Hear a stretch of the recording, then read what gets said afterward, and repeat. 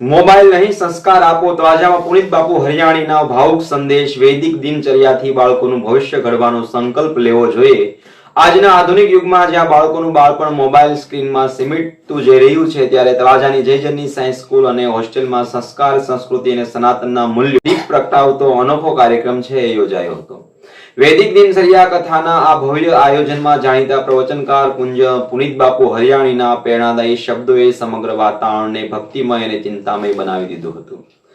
પુનિત બાપુએ ભાવુક શબ્દોમાં કહ્યું હતું કે બાળપણમાં હું જે ધર્મના જ્ઞાનથી વંચિત રહ્યો એ જ્ઞાનથી હવે મારા ધર્મનો એક પણ બાળક વંચિત ન રહે। આ એક વાક્ય ઉપસ્થિત સૌના હૃદયને સ્પર્શી લીધા હતા। આ ઉપરાંત તેમણે જણાવ્યું કે સાચું શિક્ષણ માત્ર પુસ્તકોમાં નથી પરંતુ સંસ્કાર, શિસ્ત, માતા પિતાના આદર અને વૈદિક જીવન પદ્ધતિમાં સમાયેલું છે। જો બાળકને નાનપણથી જ આ યોગ્ય દિશા મળે તો તે માત્ર સફળ જ નહીં પરંતુ સારો અને જવાબદાર નાગરિક પણ બની શકે છે।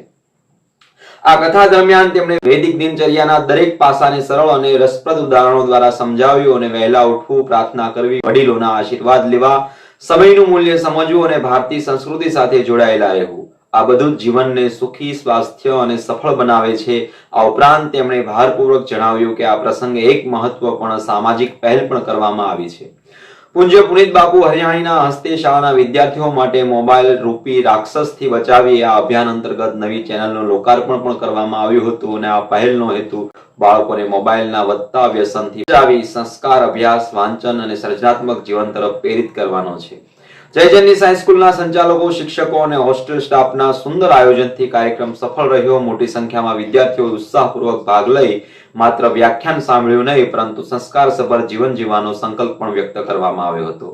આ સમગ્ર કાર્યક્રમે સંદેશ આપ્યો કે બાળકોને માત્ર ટેકનોલોજી નહીં પરંતુ સંસ્કારનો વારસો આપવો એ જ આપણા સમાજનું સાચું કર્તવ્ય છે। નમસ્કાર, આવી જ આપની આસપાસ બનતી ઘટનાઓ નિહાળવા માટે અમારી ચેનલને લાઈક કરો, શેર કરો અને સબસ્ક્રાઇબ કરો। આભાર।